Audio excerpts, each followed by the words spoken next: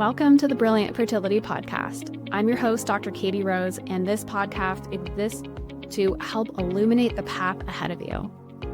With expert interviews, clinical pearls, and real client success stories, my intention is to bring you hope for what's possible on this journey and to give you tools and resources to navigate the ups and downs on the road before you. If you find this podcast helpful, don't forget to subscribe on your favorite listening platform. And I have a big request. If you have a minute, can you leave us a 5-star review? And let us know, what did you learn? What did you come away with? Did you leave with that spark of hope? This helps more people like you find the podcast. My mission is to support as many humans as possible on their path to become parent. And by you sharing and subscribing, you're part of that mission too. And I'm so grateful for you for being here.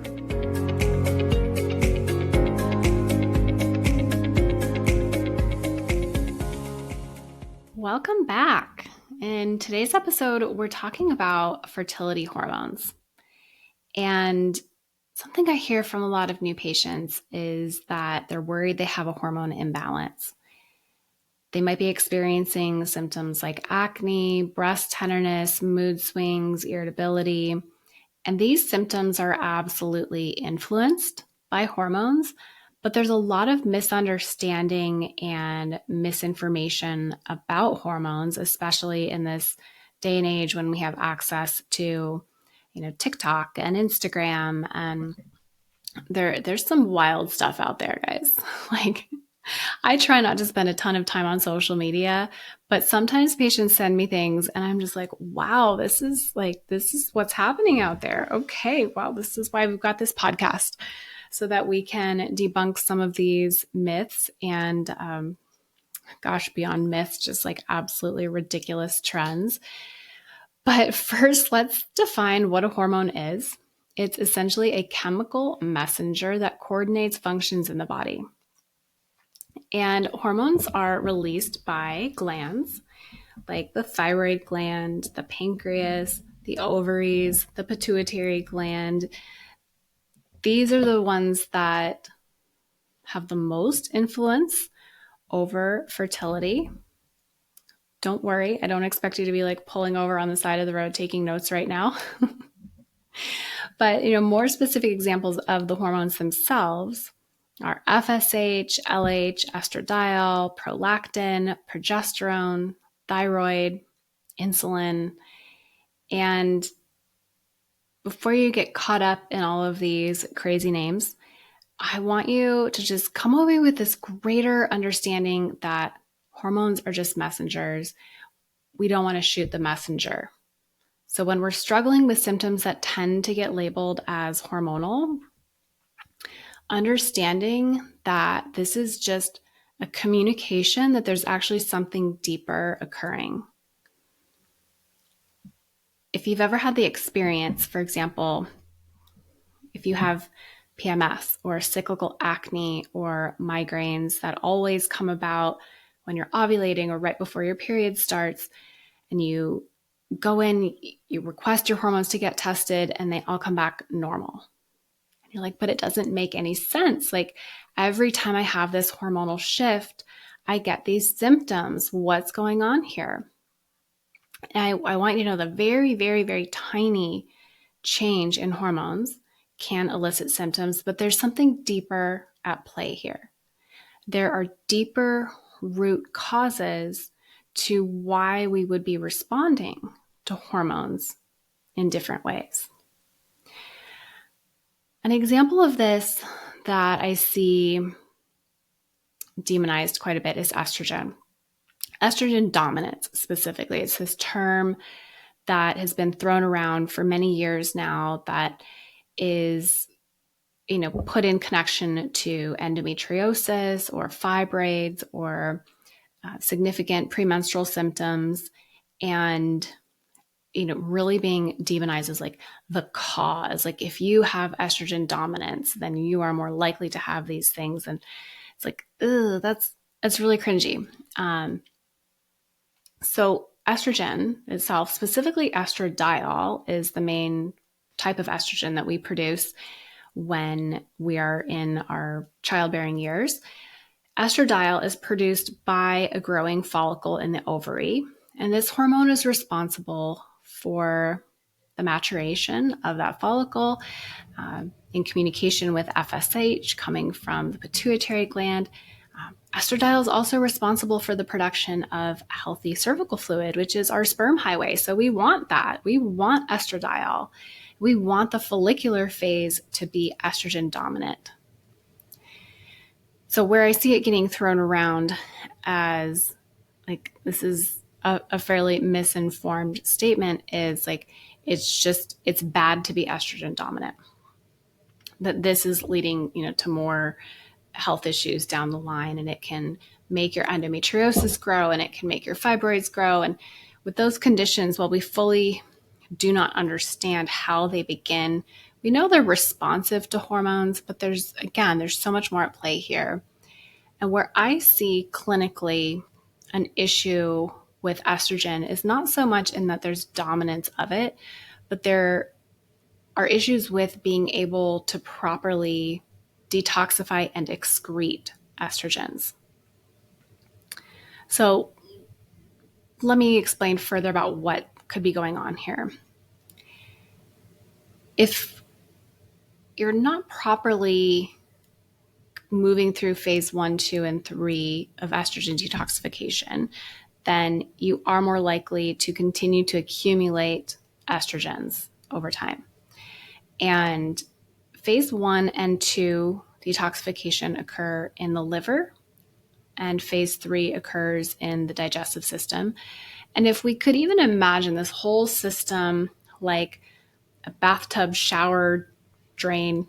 So the bathtub is your body, essentially, the symptoms that you experience. The drain would be your digestive system. This is your ability to have normal, healthy daily bowel movements that excrete toxins and excess hormones. And the shower is like your liver detoxification.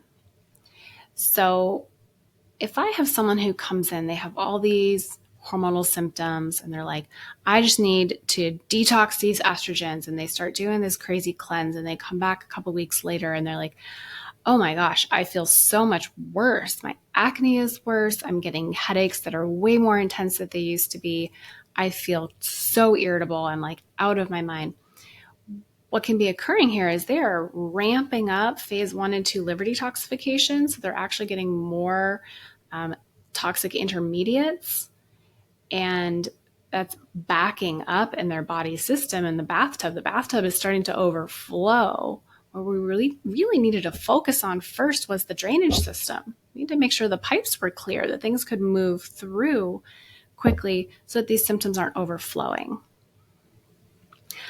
That's a metaphor that's tricky to do without drawing a picture, but I hope that gives some understanding about what is occurring in the body when we metabolize our hormones.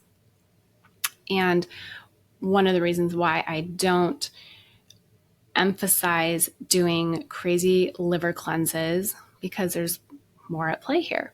So let's talk about that drainage system. What's happening in the digestive system?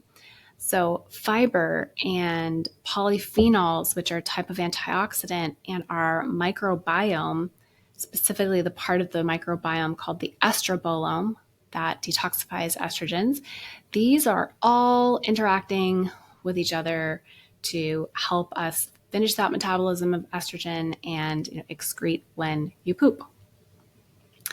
Oh, is this the first time we've talked about poop on the podcast? I feel like that's a milestone. Since this is a no TMI zone, we had to get there at some point, right? But if there's constipation, if there's lack of fiber, if someone isn't getting the antioxidants, their prebiotic, which mainly soluble fibers, if they don't have a healthy microbiome, like these will all contribute to poor metabolism of hormones. If we have constant exposure to chemicals that disrupt hormones, this can also overwhelm the liver and, make the bathtub of symptoms overflow further. Does someone have chronic unregulated stress patterns? And that can also impact methylation and detoxification and how the liver is responding in these scenarios. Like all of these are playing off of each other. So I don't demonize the hormones. I am never shocked if someone's hormones come back quote unquote normal on a blood test, because I expect there to be fluctuations throughout the cycle. And it's pretty uncommon, to be honest, to actually see a hormone out of range on a blood test when someone is experiencing symptoms, even symptoms that have a cyclical pattern, like premenstrual symptoms, even the most, intense breast tenderness, hormonal migraines, acne. These can often have normal labs. And you may have heard of, some of the functional medicine testing for hormones, like the Dutch test. I do believe that the Dutch test has its place. I think it can be really valuable when you are educating patients on hormones and metabolism. It's a pricey test, though. So depending on where we are with, financial resources and just having that good initial assessment, like asking the right questions to understand these connections for people, the Dutch test isn't something that I do straight off the bat for everyone. It's something that I usually, keep as a background option if, the picture truly isn't adding up for some reason. So where do I start first as a practitioner after I've done my assessment and understood what is this person's health history, what is their symptom history, what's their family history, what's their exposure history to the chemicals that disrupt hormones, how's their sleep, how's their stress, are they hydrated? Then I start with the foundations. So I want to get their inflammation down. I want to get their blood sugar regulated. I want to get them sleeping really well. I mean, that's a huge foundational part of my work, and how to regulate their nervous system. And I do all of this before I go crazy on the supplements or the functional lab testing. And I know that can be challenging when people come in, they're like, they just want this quick fix. They want to do the detox so that they can go, okay, in 21 days, I'm going to be cleared of all my hormone symptoms. And the reality is that even though sometimes people can actually have what they feel like are really profound results doing cleanses, is these still aren't addressing the root cause of like how they got to where they were. They're often not sustainable. Some of them are flat out unsafe. So please always discuss supplements and herbs and detoxes and cleanses with a knowledgeable healthcare provider before you go taking something that's been put out by some influencer, okay? And it's so important to understand that the brain is your master hormone regulator. So we listed off some of those hormones in the beginning that are related to fertility, but I want to back all the way back up to the hypothalamus, which is a part of the brain that produces gonadotropin releasing hormone and communicates with the pituitary gland and the ovaries. This is where everything begins. So I don't think we're giving enough credit to the nervous system and how it is responding to our environment at any given time, how it's responding to stress and blood sugar and chemicals and inflammation and sleep or lack of sleep. So I'll be talking in more depth about the brain being our master hormone regulator in this month's fertility retreat. The virtual fertility retreat starts on August 30th. Head to the show notes so you can grab more information, sign up for that. It's completely free, and we're going to be diving into these really what I would consider like untapped resources on the fertility journey. This understanding and empowerment of what could be at the root of why the body hasn't responded yet, why someone hasn't gotten pregnant yet. I don't want to blame hormones because they're really just the communication that there's something else going on. So if something is impacting the nervous system, it will eventually impact our reproductive hormones. And that's why I personally, as a provider, have such an emphasis on regulating the nervous system as a foundation of my practice and supporting my patients. And I hope that you come away with this episode with a sense of relief that, like, okay, my hormones aren't bad. My hormones are just communicating that something else is going on. I'm not broken. My body and I can get on the same team here to understand what these root causes are. And we can work together. And you're not alone. So even if you've been feeling that way up until this point, I want you to know that there are hundreds of you listening to this podcast, hopefully thousands someday. Please share, because I want this message to get out there that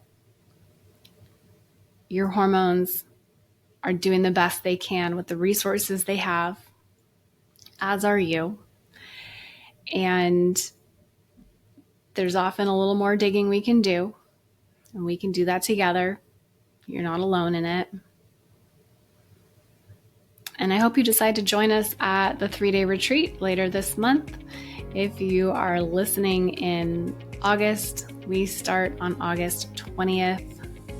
Head to the show notes, check it out, and let me know what your biggest takeaways from this episode were. What hormone questions do you have? We're going to be doing a Q&A episode soon where I answer all of our specific listener questions. And I love to know what's coming up for you guys. And don't forget to take a moment to leave us a review, leave us a rating. I so appreciate you being here, learning about this with me, and hopefully coming away feeling a little more empowered today.